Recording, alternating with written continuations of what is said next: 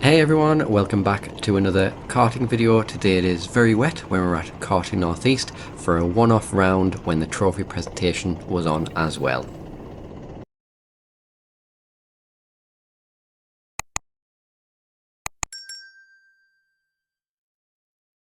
So as you can see, it is a little bit wet on track. However, my visor doesn't help. As you can see, when I've lifted it up, it is as clear as day. And to be honest, I can't really see much better in person either. It turns out that the anti-fog I had on in the inside of the helmet just scratched on the inside, which gives us this blurry vision. So that is my excuse if I hit anyone, and I'm going to stick with it. Now I do go on all the time of how much I do love the wet.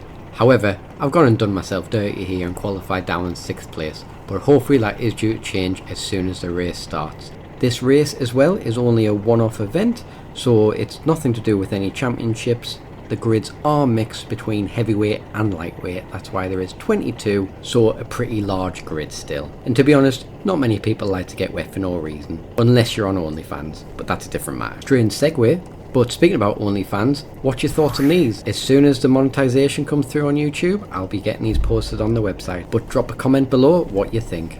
Right, back to the race. So you have 2 races to look forward to, a Heat 1 and a final. But let's get to the starting lights on this one.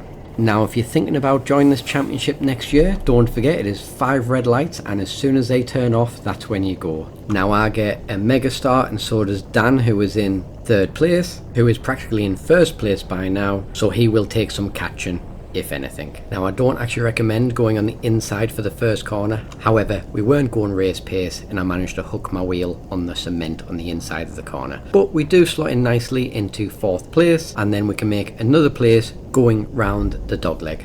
It actually looks on this footage I may have nearly got 1st place, but that wasn't the case, so we are now in 3rd place, which isn't too bad when I know I wasn't actually the fastest. So now head down, and I've got to make sure that I don't do anything silly, kind of like running wide on St. John's, leaving space for me, which from 6th to 2nd in a couple of corners isn't too bad in my book.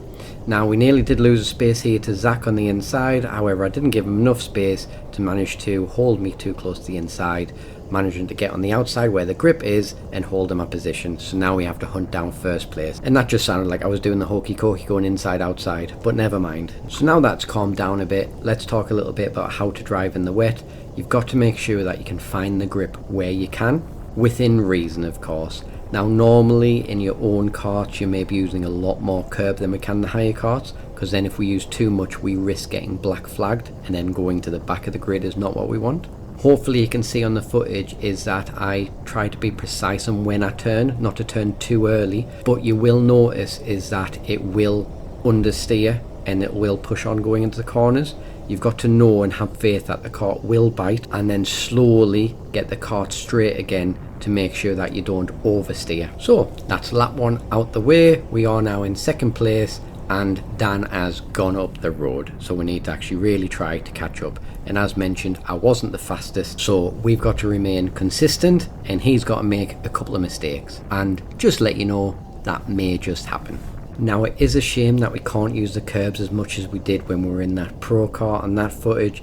If not, I know I would be much faster, and that's going to be my excuse for why Zach was absolutely rapid in both races, but in this one he did get taken out at the start, so it gives us a good chance to try and get the race win. Now you'll notice on this first Senate is I always brake on the inside. The main thing in the wet is trying to slow down as fast as you can, as late as you can, and when you brake on rubber the traction just isn't there, which anyone who does kart race before, which I would imagine that anyone who watches my channel has been or does, it does get very slippy. Going through the chicane I did try a couple of different lines just to see where the grip was, because sometimes if there's been a lot of owner kart drivers on the track it does change up on where you can find the grip in the higher karts, which the line which I've done on this lap was actually the fastest that I've done all day. And coming into gasworks you can actually brake pretty late here, because you're elongating the actual track and running onto cement, there's more time to slow your kart down. And you notice as entering the horseshoe is I did turn right before I did turn left.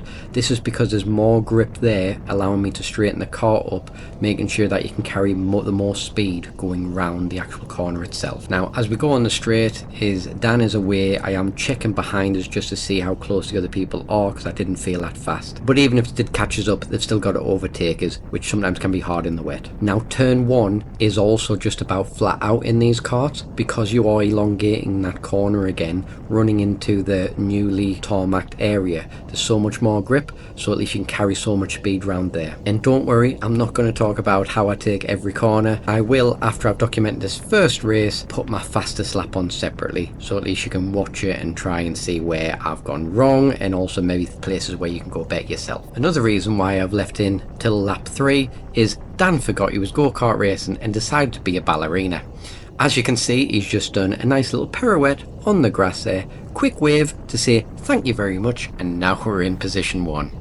Now Dan actually doesn't come here very often. I used to race with Dan many years ago, so it was nice to actually see him and talk about a couple of people who we used to race with. But I'm sure through next year we will see him a little bit more. Same with the likes of Zach and Penfold and everybody else who we normally mention. So it'd be great to get a nice full grid that we can socialise with, as always, is that's what makes the weekends even better. Now another thing which was a first for us this weekend is there was a new person who came to the track, or at least the first time doing this race series, and he actually said that he viewed somebody on YouTube beforehand, and it turned out to be myself, which was absolutely over the moon that some people are watching my videos without it being my actual direct friends and family. So really appreciate that. If you do notice that I'm out and about, please come say hello. You may get a shout on this video. This person also has a YouTube series doing Assetto Corsa, so his name is The Racing Ref, so if you want to search him out and give him a follow. He is from the Northeast as well, so it's always good to support each other. Nothing else happens in this race. We do manage to take the win, which is great. So what I will do is I will cut to my fastest lap, which is surprisingly lap 2, and then I'll bring you back to the next race.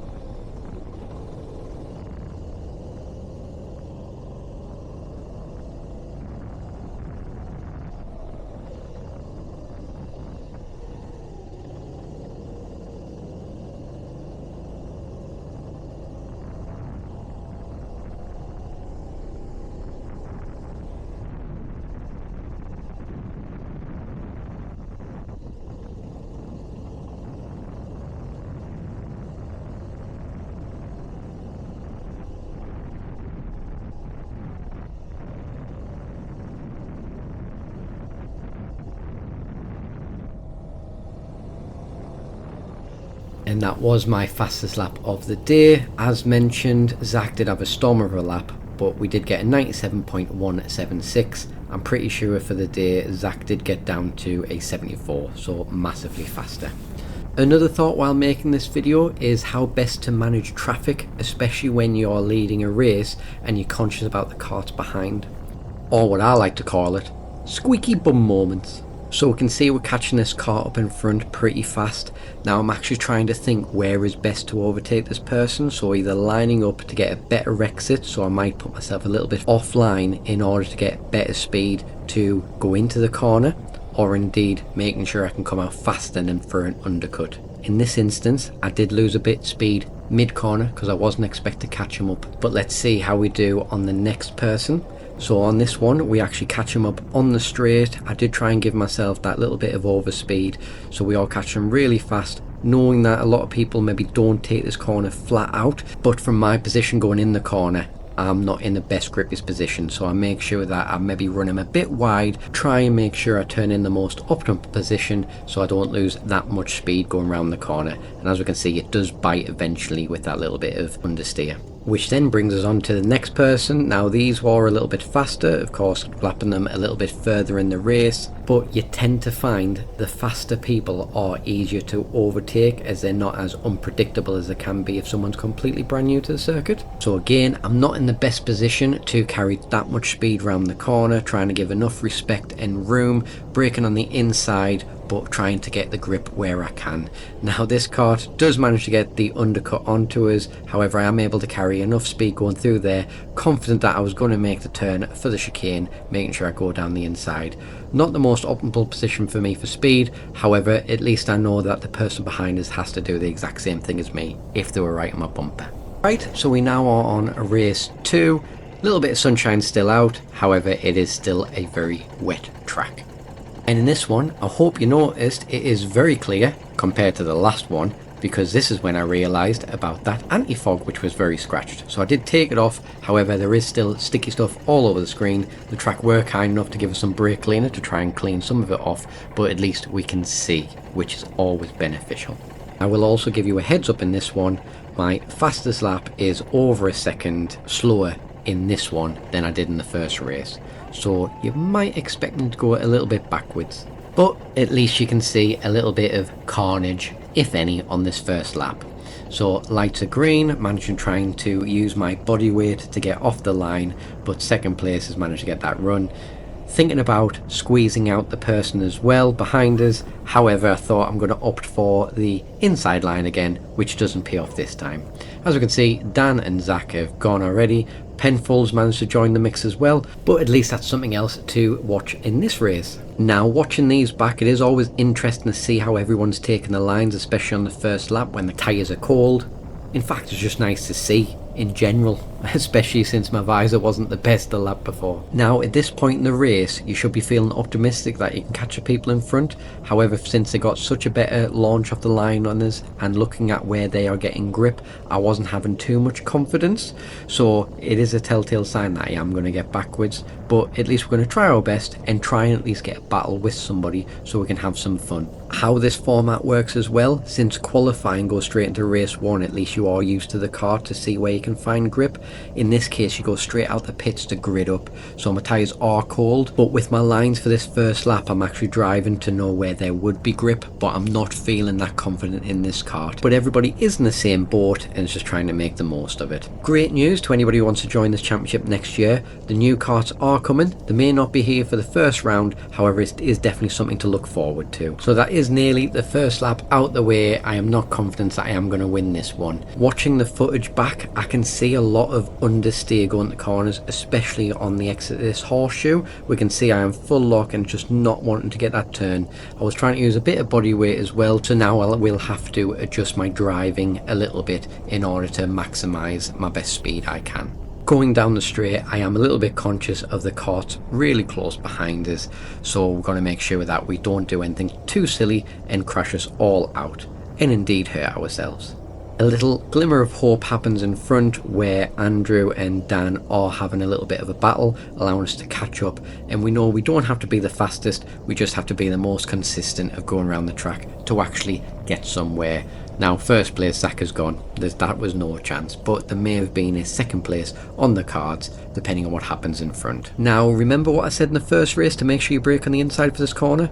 The reason for that is if you brake on the rubber, you will not be able to slow yourself down fast enough. So never worry, we all make mistakes. So that has made me lose a couple of positions. But Wes, who's in front, who is normally in the heavyweight category, must have got a little bit too excited, because as he comes to the chicane, he must have forgot that he can't go as fast as in the dry and decides to try a Scandinavian flick, resulting in him turning backwards. Quick wave to say hello, and at least we're back into 5th position. Now if you have made it this far in the video, you must either have nothing to do or you're a super fan, so really appreciate you staying this far.